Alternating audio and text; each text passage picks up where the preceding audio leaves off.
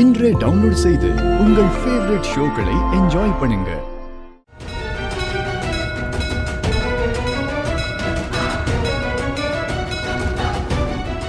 ஏசுகுணா,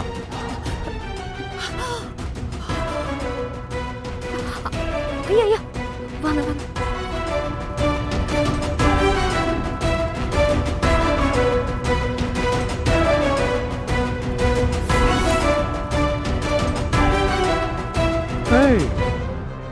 நீ வீட்டில் தானே இருந்த, அதுக்குள்ள எப்படி இங்கே வந்த? இல்ல அக்கா இந்த கோவிலுக்கு வரேன்னாங்க. நானும் இந்த கோவிலை பத்தி நிறைய கேள்விப்பட்டிருக்கேன். ரொம்ப சக்தி வாய்ந்த கோவில்னு சொல்லுவாங்க. ரொம்ப நாள் இங்க வரணும்னு நினைச்சுக்கிட்டு இருந்தேன்.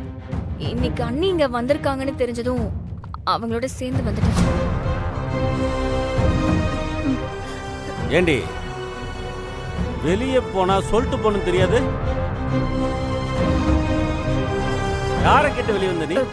இல்லங்க, இன்னைக்கு அம்மனுக்கு நல்ல நாள்னு கேள்விப்பட்டேன். உங்களுக்கு ஃபோன் பண்ணி கேட்கலான்னு நினைச்சேன். உங்களை எதுக்கு தொந்தரவு பண்ணோன்னு தான் மாமா கிட்ட சொல்லிட்டு அவர்கிட்ட காசு வாங்கிட்டு வந்தேங்க. சரி சரி, சாமி கும்பிட்டாச்சுல, கிளம்பு. சரிங்க. டேய் வாடா.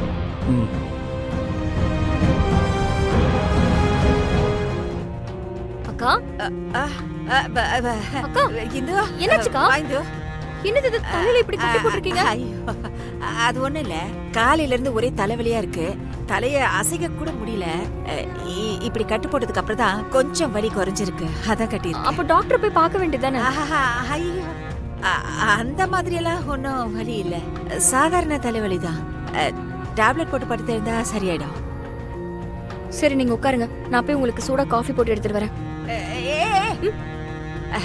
நான் இப்பதான் காஃபி போட்டு குடிச்சேன்.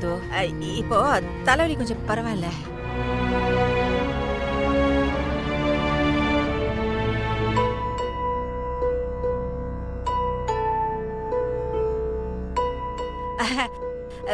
சரி இந்தோ, நீ எங்க போயிட்டு வர? அது நான் கோயிலுக்கு போயிருந்தேன்க்கா. கோயிலுக்கா? என்ன திடீர்னு போயிருக்க? எங்க அப்பாவோட உயிருக்கு வந்த ஆபத்தை தடுத்து அவரை காப்பாத்தினதுக்கு அந்த கடவுள்கிட்ட நன்றி சொல்றதுக்காக போயிருந்தேன். நீ எந்த தப்பும் பண்ணல இந்தோ, அதனால உங்க அப்பாவுக்கு எந்த பிரச்சனையும் வராது. நீ தைரியமா இரு.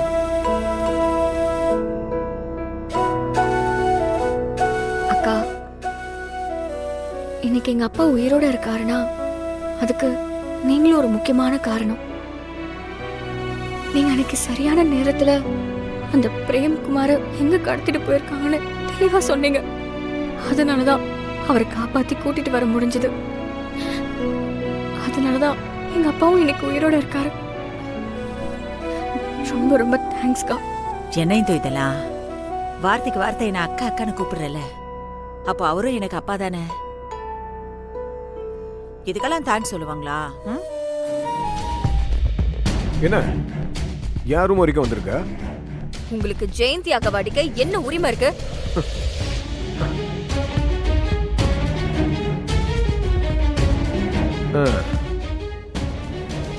என்ன கேள்வி கேட்க நீ யாரு?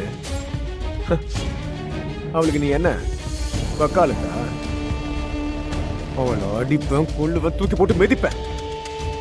என்ன யாரும் கேள்வி கேட்க கூடாது, புரியுதா? கழுத்துல தாலியை கட்டின ஒரே காரணத்துக்காக ஒரு பொண்ணை அடிமையா நடத்தலான்னு நம்புற ஆம்பளைங்கனாலதான் குடும்ப வன்முறைக்கு எதிரான சட்டங்கள் இருக்கு. அவ என்ன உன்னை வச்சு என்ன மறைச்சிக்கிட்டு இருக்காளா? அவங்க எதுவும் சொல்லல, நானா தான் சொல்றேன். அவங்கள மாதிரி ஒரு பொண்ணு உங்களுக்கு மனைவியா கிடைச்சதுக்கு நீங்க தான் புண்ணியம் பண்ணிருக்கணும். என்ன, அவங்களுக்கு குழந்தை இல்ல, அதுக்கு அவங்க மட்டும் காரணம் இல்ல. ஏய், குழந்தை இல்லாததுக்கு அவதாண்டி காரணம். குழந்தை இல்லாததுக்கு ஒரு பொண்ணுதான் காரணம்னு யாரு முடிவு பண்ணது? அவங்களுக்கு எந்த குறையும் இல்ல. எல்லாம் தெரிஞ்சும் அவங்க எதுவும் வெளியில சொல்லாம இருக்காங்க. அவங்கள ஒழுங்கா வச்சுக்காம அவங்கள அடிக்கிறீங்க, உதைக்கிறீங்க. எதுவும் பண்ண முடியாதுன்னு மட்டும் நினைக்காதீங்க. ஏதாவது பேசுன அவ்வளவுதான், ஜாக்கிரதை. இந்த மிரட்டலுக்கெல்லாம் நான் பயப்பட மாட்டேன்.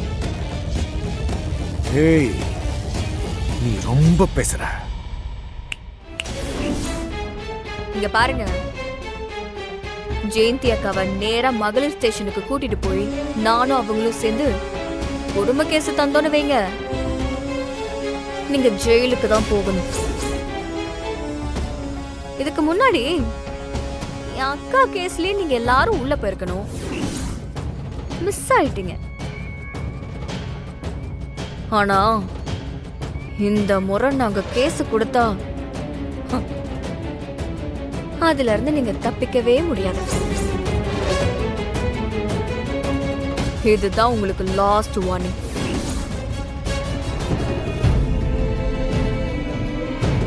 ஏன் விஸ்வா, உனக்கு காஃபி வேணும்னா நீயே வந்து கேட்க வேண்டியதானே? இங்க தானே உட்காந்துருக்க. சித்ரா அங்க வேலையா இருக்காடா. நான் சித்ரா கிட்ட தானே காஃபி கேட்டேன், நீ ஏன் குறுக்க வர? உன்னை கூப்பிட்டா மட்டும் நீ வா, சரியா? இப்போ போய் அவளை காஃபி போட்டு எடுத்துட்டு வர சொல்லு, போ. விஸ்வா, என்ன பழக்கம் இது? பெரியவங்கள மரியாதை இல்லாம பேசுற. அவங்க உன்னை விட வயசுல பெரியவங்க, கிட்டத்தட்ட அம்மா மாதிரி. முதல்ல அவங்க கிட்ட பேசினதுக்கு மன்னிப்பு கேளு. மன்னிப்பு கேட்கணுமா? நீ யார் இந்த வீட்ல? வேலைக்காரி தானே?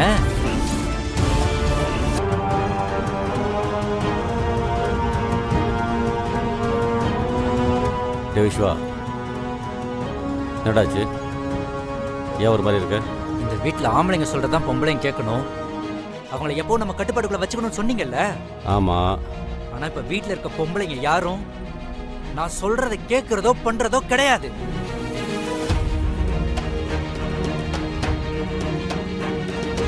அதுக்கு பதிலா எல்லாரும் சேர்ந்து என்ன அவமானப்படுத்துறாங்க. உன்னை அவமானப்படுத்துறாங்க? யாரா? ஒரு காஃபி எடுத்து கொடுங்கன்னு சொல்லி கேட்டா நீயே வந்து எடுத்து குடிச்சுக்கோன்னு சொல்றாங்க.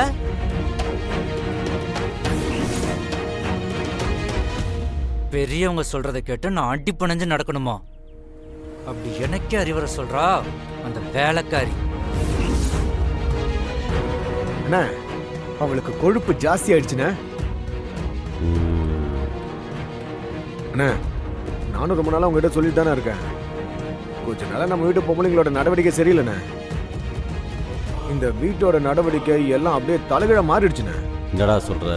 ஆமாண்ணே, ஒரு ஆளை கேள்வி கேட்டா இன்னொரு ஆள் குறுக்கால வந்து நிக்கிறாங்க. நமக்கு தெரியாம பின்னாடி வந்து திட்டம் போட்டு நம்மள ஆதிக்கம் பண்ணணும்னு நினைக்கிறாங்க. இதெல்லாம் சும்மா விட்டுறக்கூடாதுண்ணே. அப்புறம் நம்ம ஆம்பளையா இருந்து என்ன பிரயோஜனம்? இது எல்லாத்துக்கும் காரணம் அந்த இந்து தானே.